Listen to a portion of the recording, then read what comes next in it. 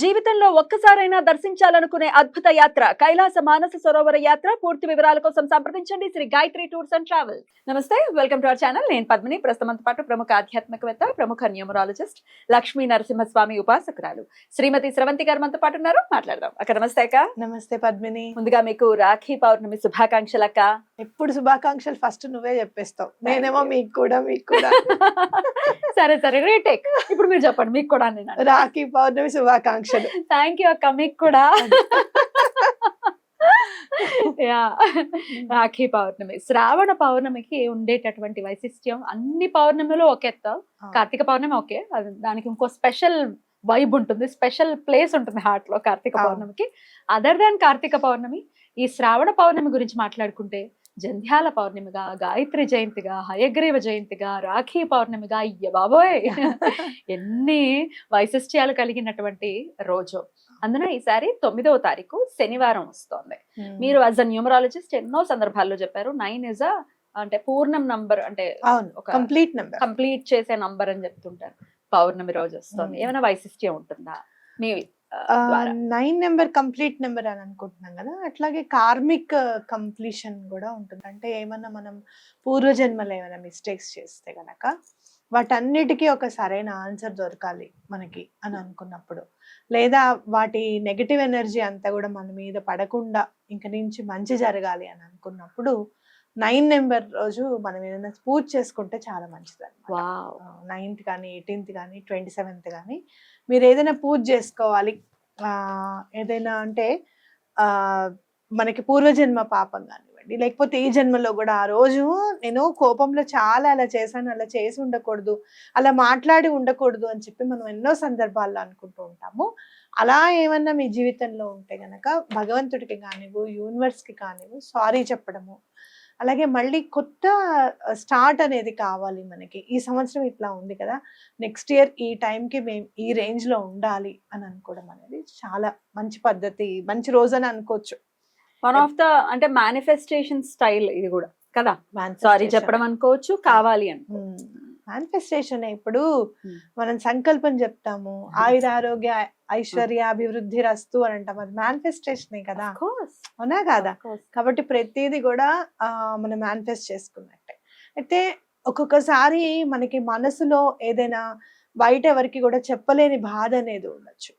అది యూనివర్స్ కి తప్పకుండా చెప్పుకొని, ఈ కోరిక నాకు తీరిపోయింది, ఈ బాధ నా జీవితం నుంచి వెళ్ళిపోయింది, నాకు చాలా సంతోషంగా ఉన్నాను అని చెప్తే మీరు ఏదైతే కోరుకుంటారో అదే మీ దగ్గరికి వస్తుంది అని మనం చాలా సందర్భాల్లో చెప్పాము. అవ్వంది ఇప్పుడు మనకు కావాల్సింది ఆల్రెడీ అయిపోయినట్టు మనం చెప్పాలి, అంతే కదా. అవును. 9th వస్తుంది కాబట్టి ఈసారి మీరు ఏం చేస్తారంటే, రాఖీ కట్టినప్పుడు అన్నయ్యలకి గనక కడితే వాళ్ళ నుంచి ఈ కోరిక తీరాలి అని చెప్పి నన్ను ఆశీర్వదించు అన్నయ్య అని చెప్పి దండం పెట్టించండి. ఇప్పుడు అన్నా చెల్లెళ్ళు ఉన్నారనుకోండి, చెల్లెలకి పెళ్ళి అవ్వాలి అన్నప్పుడు ఈ సంవత్సరం నీకు ఎటువంటి పరిస్థితుల్లో పెళ్ళైపోతుందమ్మా అని చెప్పి దీవించమని చెప్పండి. ప్రత్యేకంగా మనం ఏం చేస్తాము అని అంటే, అక్షింతలు ఇచ్చేసి వంగి వంగకుండా ఇట్లా ఇట్లా అనేసి పెడతాం. సినిమాలో బ్లెస్ మీ అంటారు, అలా కాకుండా మనస్ఫూర్తిగా 2 కాళ్ళు పట్టుకొని దీవించమని చెప్పి అడగమని చెప్పండి. ఎప్పుడైతే గమనించావా ఎప్పుడన్నా, ఎవరన్నా మన కాళ్ళు ఇలా టచ్ చేయగానే వెంటనే మనం అసలు వాళ్ళ కోరిక తీరాలి అని అలర్ట్ అయిపోతాం. అవును, అది ఎవరైనా కానివ్వు, అవునా కాదా? అంటే ఆ సెన్స్ అనేది మనకి చాలా ఫాస్ట్ గా పనిచేస్తుంది. అలాగే ఒక డివైన్ ఆలోచన అనేది మనలోకి, డివినిటీ అనేది వచ్చేస్తుంది. ఇంకా అంతకంటే దైవత్వం ఇంకేం ఉండదు కదా, కాళ్ళ మీద పడ్డం కంటే ఇంకేముంటుంది.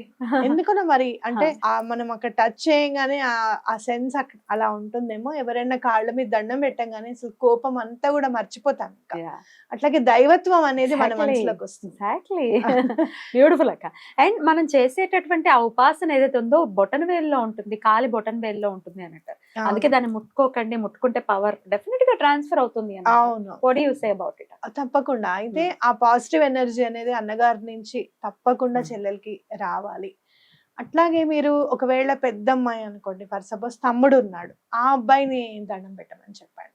ఓకే, అతనికి ఏం కోరిక ఉంది అనేది తీరాలి అని. అలాగే వాళ్ళిద్దరూ రాఖీ కట్టుకున్న తర్వాత తల్లిదండ్రులకి దండం పెట్టమని చెప్పండి. ఓకే, తల్లిదండ్రులు ఇద్దరికి కూడా వాళ్ళిద్దరూ కలిసి దండం పెడితే గనక చాలా మంచిది అనేది మనం తెలుసుకోవాలి. తల్లిదండ్రి లేని పక్షంలో తల్లిదండ్రులు అంటే ఒకవేళ తల్లి ఉంటే తల్లికి, లేదు తండ్రి ఉంటే తల్లికి, అలా వాళ్ళ ఫొటోస్ దగ్గరికి వెళ్ళి, అలాగే భగవంతుడి దగ్గరికి ఫ్యామిలీ అంతా చేరి. ఎందుకు అంటే రాఖీ కడుతున్నప్పుడు అందరూ ఉంటారు ఇంట్లో, ఆల్మోస్ట్ ఉంటారు, అవునా కాదా? వాళ్ళందరూ తప్పకుండా దేవుడి దగ్గరికి వెళ్ళి దండం పెట్టుకోవడం అనేది చాలా ఇంపార్టెంట్. Right right. మరి మీకు అన్నగారు స్వయాన అన్నగారు అయితే లేరు కదా? నాకు లేరు. ఇలాంటి వాళ్ళు బోల్డ్ మంది ఉన్నారు. మనం ఎవరికి కట్టాలి రాఖీ? శ్రీపాద శ్రీవల్లభులు ఉన్నారు కదా, జగత్తుకే అన్నగారు, రాఖీధరుడు, శ్రీరాఖీధర శ్రీపాద. కాబట్టి ఆయన దగ్గరికి వెళ్ళి ఆయనకి రాఖీని సమర్పించుకొని, ఒక అన్నగా నువ్వు ఏ రక్షణ అయితే ఇస్తావో మాకు అదే రక్షణ ఇవ్వు స్వామి అని చెప్పి దండం పెట్టుకోవడం. ఎందుకనంటే ఎప్పుడైతే మనం శ్రీపాద శ్రీవల్లభులకి రాఖీ సమర్పిస్తామో రక్షణ అనేది మనకి లభిస్తుంది అనేది మనం నమ్మాలి. ఒకటి. రెండు ఏంటి, ఆయన రక్షణ కావాలి అంటే మనం ఎలా ఉండాలి? ధర్మబద్ధంగా ఉండాలి, న్యాయబద్ధంగా ఉండాలి, మనుషుల మీద ప్రేమ చూపించాలి, పశుపక్షాదుల మీద దాక్షిణ్యం అనేది ఉండాలి, అవునా కదా? అంటే ఏంటి, దైవత్వానికి మారు రూపంగా ఎవరైతే ఉంటారో అలా ఉండాలి. అప్పుడే కదా ఆయన రక్షణ, ఆయన ప్రేమ అనేది లభించేది. కాబట్టి ఆయననే దాన్ని మౌల్డ్ చేసుకుంటారు అన్నమాట. మన మనసుని గాని మార్చుకోవాలి, మార్గాన్ని గాని ఆయన డిజైన్ చేస్తారు. మనం ఎలాగో మార్చుకోవాలి, ఇంకా ఆయన వదిలేయడం. బాబు నన్ను మార్చే బాధ్యత నీదే. అంతే మనుషులం కదా. ఇప్పుడు ఇంకా ఆగస్ట్ అంటే ఈ సంవత్సరం ఎప్పుడైపోతుందా అంటే అసలు ఇంకా తొందరగా అవ్వట్లేదు పద్మిని, అనుకున్నప్పటి నుంచి. అవునా కదా? అనుకోకూడదు. నాకు కూడా అనిపించింది జూలై అయితే నిర్మోహం మండ వెళ్ళనే వెళ్ళదు. యాక్చువల్లీ ఎంత ఫాస్ట్ గా పరిగెడతాయి రోజు. వెళ్ళలేదు. కాబట్టి ఇంకా మనకి 4 నెలలు ఉన్నాయి. కాబట్టి ఈ 9 నెంబర్ నుంచి మమ్మల్ని రక్షించమని చెప్పి, అంటే దుడుకుగా ఉన్న రోజులన్నీ కూడా చాలా జాగ్రత్తగా మమ్మల్ని నడిపించు స్వామి అనుకోవడం. అంటే ఎప్పుడు కోపం రా, నాకు కూడా సర్రమని వచ్చేస్తుంది ఈ మధ్య కోపం.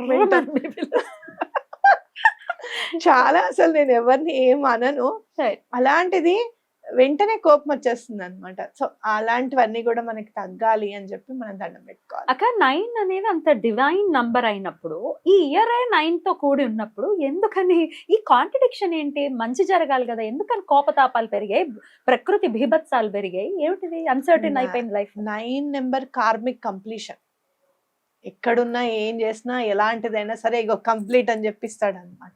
ఎలా ఇంత హోంవర్క్ ఉంది ఎప్పుడు చేస్తావు అని అడిగావనుకో ఎవరినన్నా, నువ్వు కూడా గుర్తు చేసుకో, నువ్వు కూడా 9 నెంబర్వే కదా, టకా టకా ఫాస్ట్ గా నువ్వు ఏం చేయాలనుకున్నావు అన్ని చేసేసి ఇప్పుడు ఆడుకోవాలంటే అదొక్కటి నీ మైండ్ లో ఉండి ఎంత హోంవర్క్ ఉన్నా కంప్లీట్ చేసేసి వెళ్ళి ఆడుకోవడం అనేది నీకు గుర్తుండాలి. అవును. అంటే ఫాస్ట్ గా కంప్లీట్ అయిపోతుంది. కంప్లీషన్ మీద ఎక్కువగా దృష్టి అనేది ఉంటుంది, వర్క్ కంప్లీట్ అవ్వాలనేది ఉంటుంది. అలా ఆ పని మనం అమ్మో అది మనం చెయ్యలేము అనే భయం ఉండదు అనమాట. అందుకనే ఎన్నో ఇప్పుడు మీకు వచ్చిన మన రిక్టార్ స్కేల్ మీద 8.8 అంటే ఆశ్చర్యం అనిపించింది నాకు.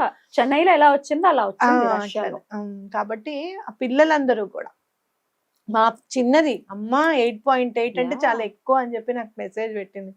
సరే అమ్మా నేను వచ్చాక మాట్లాడతానులే అని అన్నాను. ఎందుకు దాని మైండ్ లో అది నిలబడిపోవడం అని చెప్పి. కాబట్టి అంటే ఏంటంటే ఎటువంటి హెజిటేషన్ ఉండదు అనమాట. అందుకనే మనం ఏం చెప్పాలి అని అంటే, అందుకే నువ్వు కూడా హెజిటేట్ చేయవు చూడు, నేను అనేస్తానక్క నేను ఊరుకోను అంటావు చూసావా, అది మా మైత్రి కూడా అంతే. ఆమె నీలాగా నేను ఉండలేనమ్మా, నువ్వు ఉండు నేను ఉండలేను. అందున డెస్టినీ మళ్ళీ. కాబట్టి అసలు అంటే ఏంటంటే నిర్మోహమాటంగా చేయడం అనమాట. అందుకే ప్రకృతి విషయంలో మనం చాలా జాగ్రత్తగా ఉండాలి. ఇప్పుడు ఊరుకుంటోంది కదా, ఇప్పుడు నడిచిపోతోందని కదా మనం ముందు అలా వెళ్ళకూడదు అని చెప్పేది కూడా అందుకేనే అనమాట. చూసి 9 నెంబర్ వచ్చి చూసుకుంటుంది అని ఆ 8 సంవత్సరాలు ఓపిక పడుతుందేమో అని నాకు అనిపిస్తుంది ఇప్పుడు. కాబట్టి మనం జాగ్రత్తగా ఉండాలి. రైట్ అక్క. అసలు ఈ పౌర్ణమి కాబట్టి అంటే 8వ తారీఖు రాత్రి వేళల్లో పౌర్ణమి ఉంది నైట్, కానీ 9వ తారీఖు పొద్దున్న సుమారుగా ఎప్పుడో వెళ్ళిపోతుంది పొద్దున్నే 9వ తారీఖే చేసుకోవాలి. పౌర్ణమి ఉన్నప్పుడు మాత్రమే కట్టాలి రాఖీని. కాస్త మంచి టైం ఏముంది అది చూసుకోవడం నేర్చుకోవాలి మనం కూడా. మనమే టైం చెప్పడం, మీరు ఫాలో అవడం అట్లా కాదు. చక్కగా ఆస్పిషియస్ పీరియడ్ టుడే అని కొడితే చక్కగా గూగుల్లో వస్తుంది. మన ఛానల్లో పంచాంగం చక్కగా నువ్వు చెప్తుంది, పద్మిని చెప్తుంది చక్కగా టైం అది కూడా చెప్తుంది. అందులో విశ్వనాథ్ ప్రసాద్ గారు చెప్పిన టైం అంటే అసలు దానికి తిరగలేదు లేదు ఇంకా, అవునా కాదా? అవును. కాబట్టి అట్లా మంచి టైం చూసుకొని చక్కగా రాఖీ కట్టుకొని చక్కగా దీపం పెట్టుకొని స్వీట్ ఏం చేయాలి, ఎట్లా ఎలా ఉండాలి అంటే ఏం పెట్టాలి అని అంటే చక్కగా లడ్డు రూపంలో పెడితే చాలా మంచిది, పూర్ణంగా ఉంటుంది కాబట్టి. లేదు గోధుమ హల్వా చేసి పెడతాను స్వామికి అంటే అలా కూడా చేయొచ్చు అనమాట. రైట్. అదర్ దాన్ రాఖీ పౌర్ణమి, ఆ రోజున గాయత్రి జయంతి. అసలు గాయత్రి దేవి అంటే ఇంకా సర్వ జగత్తుకి మాత. అమ్మవారి అనుగ్రహం ప్రతి ఒక్కరి మీద ఉండాలి. గాయత్రి జయంతితో పాటు హయగ్రీవ జయంతి కూడా, విద్యల్ని ప్రసాదించేటటువంటి స్వామి, ఆ స్వామి అనుగ్రహం కూడా మన పిల్లల పట్ల మన పట్ల కూడా ఖచ్చితంగా ఉండాలి. మరి ఈ ఇద్దరిని ప్రసన్నం చేసుకోవటం ఎలా? సరస్వతీ దేవి కంటే ముందే హయగ్రీవుడు ఉన్నారని, అలాగే హయగ్రీవుడి వల్ల చాలా జ్ఞానం వస్తుంది అని చెప్పి మనకి చెప్తూ ఉంటారు అనమాట. మీరు ఏదో ఈ శ్లోకమే చదవాలి అని కాకుండా 2 చేతుల దండం పెట్టుకొని స్వామి ఆటంకం అనేది లేకుండా విద్య అనేది ప్రసాదించు, జ్ఞానం అనేది ఎలా సమర్పించుకోవాలి, మనం ఎలా అంటే ఎలా మన దగ్గరికి రావాలి అని అంటే ఆ జ్ఞానం అనేది ఆ టైంకి మనకి యూజ్ అవ్వాలి, ఆ టైంకి మనకి స్ఫురణకి రావాలి, స్పాంటనిటీ అనేది ఉండాలి అని చెప్పి స్వామికి దండం పెట్టుకోవడం అనేది చాలా ఇంపార్టెంట్. అలాగే మీరు చూస్తే కనుక గాయత్రి అమ్మవారిది అయితే ఈ సంవత్సరం నాకు చాలా అనుబంధం ఉంది గాయత్రి అమ్మవారితో అని చెప్పాలి.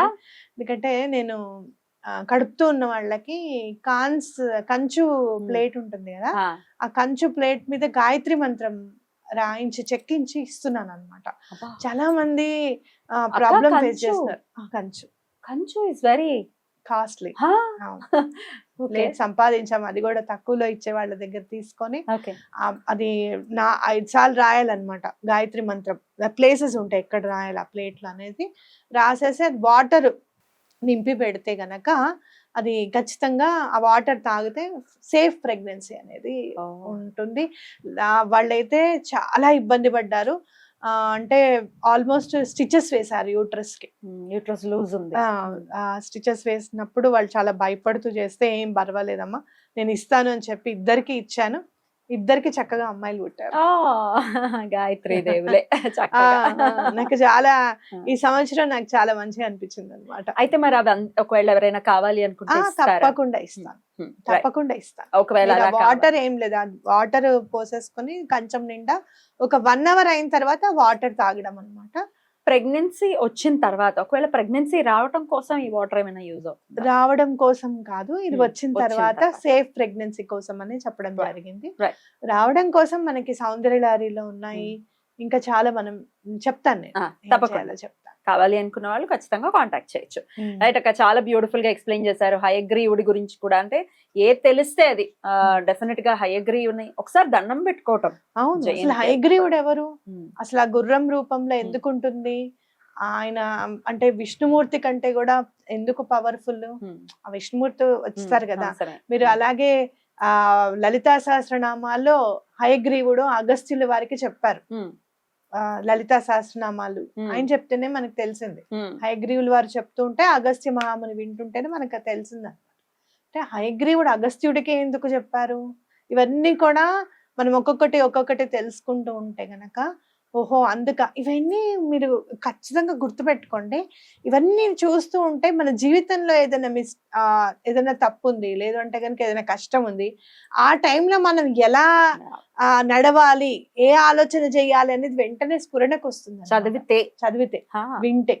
పిల్లలకి మనం అంటే ఎంతసేపు బుక్స్ అనే మామూలుగా అంటే చదువనే కాదు, సెలవు రోజుల్లో ప్రత్యేకంగా ఇది చదివి నాకు ఎక్స్ప్లెయిన్ చేయవా, ఇదేంటో నన్ను అడిగితే తప్పకుండా వాళ్ళు ఎక్స్ప్లెయిన్ చేస్తున్నప్పుడు తల్లిగా మీరు చాలా సంతోషపడతారనమాట. భలే విషయం చెప్పాడే, భలే అర్థం చేసుకున్నాడే అని చెప్పి మీకు అర్థమవుతుంది. పిల్లలకి ఇంకా ఫాస్ట్ గా అర్థమవుతుంది. ఎందుకు అనంటే వాళ్ళకి అది చదవడం ఒకటే పని, ఇంకా వేరే పని లేదు. మనకంటే సంపాదించుకోవాలి, సంపాదించింది దాచుకోవాలి, దాచింది ఖర్చు పెట్టాలి, ఇవన్నీ బోల్డ్ పనులు ఉంటాయి.